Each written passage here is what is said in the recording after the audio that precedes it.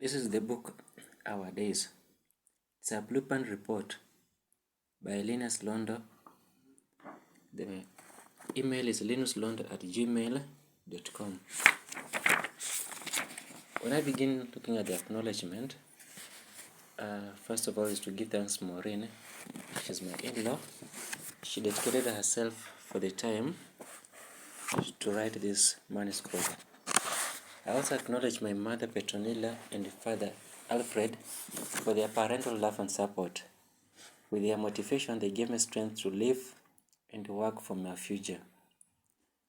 The days looked seamed with little hopes, but the star tangled above and beyond a horizon. One day it will come to shine. I also give thanks to my friend Moses, who is a tutor at Musakasa Technical Institute. Being a friend of mine, we lived together in Mianga village and we had a lot for fun in the village. Mr. Musicha, also give my thanks. He's a resident of Mianga, an old man. Therefore, he gave me so much history about the village Mianga. I also have to acknowledge Mr. Wehanya, who is a Sila Primary School teacher, for his inputs when it comes to the history of the land. When I begin with the forward, I wish to say that the country Kenya has transformed in different stages of development, and therefore also as citizens we have embraced the need for the changing times, and we stepped out our shoes to fit for the current demands in all sectors, that is in our social, political, spiritual, and economical agendas. The characters mentioned in this booklet are fictitious. Whereas the key political figures remain to give us the insight of our former, the current, and the future of our political history. Let's have a look at the narrative of a Bukusu boy whose journey as he tried to find his position in the world. The contemporary settings for the 21st century with some borrowed leaves from the colonial times. Dedication is to my sister Winnie Odinga, who is the daughter to the Right Honorable Raila Amolo Odinga. In the book of Job 14:7 says that there is hope for a tree that has been cut. It will sprout again, and its new shoots will not fail. Also, our renowned author Chinua Achebe, in the A Man of the People, says that here comes the days when changes are coming, and the changes are inevitable. Therefore, if you do not change, change will change you or overtaken by events.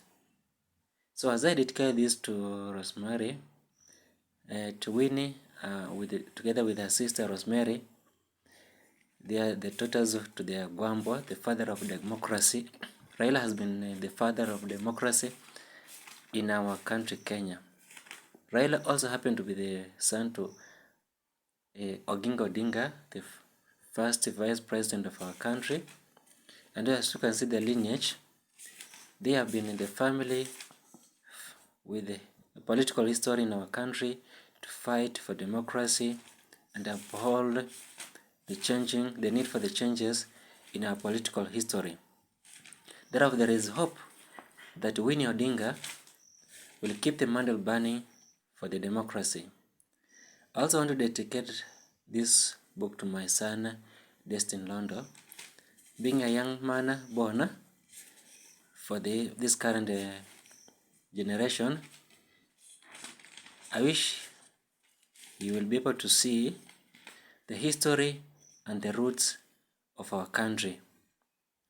Therefore, Destin with his youths or his generation, they'll be able to know the journey our country has transformed.